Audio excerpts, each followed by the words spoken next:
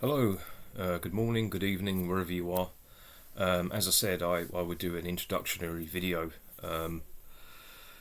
The other small video was just a test run because I'm filming this on my laptop, as you can see. Sorry for the quality of the video, it's pretty poor, I know. I usually make stuff on my phone, but my phone's full of memory. The memory's too full. So again, sorry about this lighting, but I quite like it actually. It's a nice effect. So yeah, let me just discuss a little bit about myself regarding this new art channel. I do have another channel as well, and I'm going to work on that. But this is just completely for my art journey to inspire myself and you, and to help push myself and get myself out there as an artist.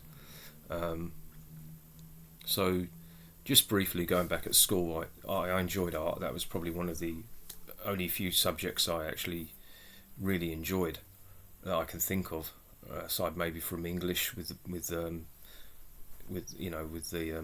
stories, creative writing side of it. But art was the main one, but back then I was really only into kind of drawing and sketching and maybe some charcoal work as well. I like drawing figures. I like drawing kind of like muscular heroes and stuff, the comic book stuff, as well as all beautiful women. And I draw, like the old bodybuilding muscle mags, the bikini girls. I draw them as well as like all the muscle guys, Schwarzenegger and stuff like that. I like stuff like that, and as well as fantasy art. I liked, and I still do, Salvador Dali. I'm so bad with names, I often get them wrong. But he was, so I don't know if I pronounced it right, but he was a really good artist that really caught my attention. I like him because he has the skill to let you know kind of, I suppose, what he's thinking. So he has, to me, he has an imagination. He has that kind of objective imagination within him, but he also has the skill to be to show you objectively what he's doing. He can convince me that what I'm looking at is coming from another plane of reality, another dimension where the laws operate differently, but he could make you almost believe it can happen. That's what I like about him. So I liked him in school, and then again, I really didn't do any painting at all, barely. I was just interested in the sketches, drawing people and figures a lot, and then it was about, I think it was 2016. For some reason, I just decided to take up art again.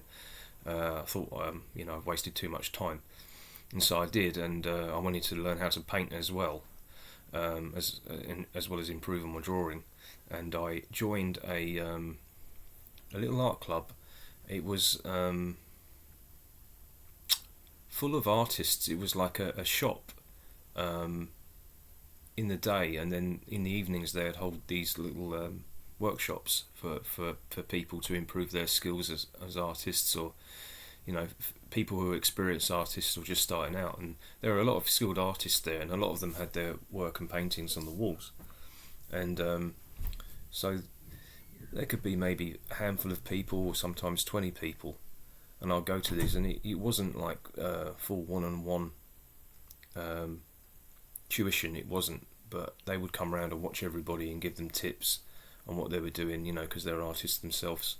That was very valuable. It's like £5 for about 3 hours, and I'd go there once or twice a week. I'd carry my easel and my folder full of my materials and my drawings, and I'd go there and then get the train, and then for half an hour, and then go home again, and did that for a couple of years. Then I didn't have a break. I kept the art going in my this here is my studio. It's in my room. You can't see, but I've got loads of pictures up on the wall, because for inspiration, but also to give me more space, because it was only a year ago I started using a acrylics. Prior to that, at the art club, it was watercolours I was into.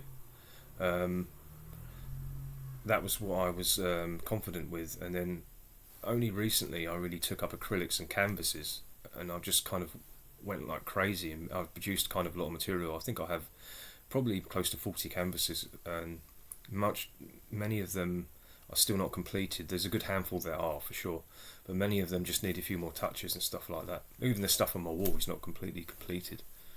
But I like that. I don't have creator's block. You know, a lot of artists talk about that. My problem is finishing stuff, you know. But the art, the painting is what I'm best at regarding completing projects, because I am also into creative writing, but that's another story. And also, funny enough, storyboards as well. I've just started kind of sketching storyboards, and I want to try and include that as well, you know. This is my third attempt, I think, on this video, because I tried to upload. First off, the lighting was even worse than this. I mean, you didn't have this, but it was too dark. Because what I'm going to do is I'm just going to show you briefly some of my earlier works, and again, apologies for the quality of the camera, but it's part of the introduction, just to show you some of my early watercolor stuff, and then other things I've been doing as well is working with spray paints, but bicycle spray paints. This is very experimental, and it still is, and that I do in the shed. So I do have a shed where I do all that stuff, where I can just kind of like obliterate the place and nobody complains, and that's quite fun. Again, very experimental. I watched a few short videos of people with the spray paint on, and I must admit I do like it. They're amazing, some of these people, and they work so fast. And I don't know if you've tried it, but you've got to work fast because the stuff sets really quickly, and you mix the colours up. And then you smudge. You don't use a brush, or at least most people don't. I don't.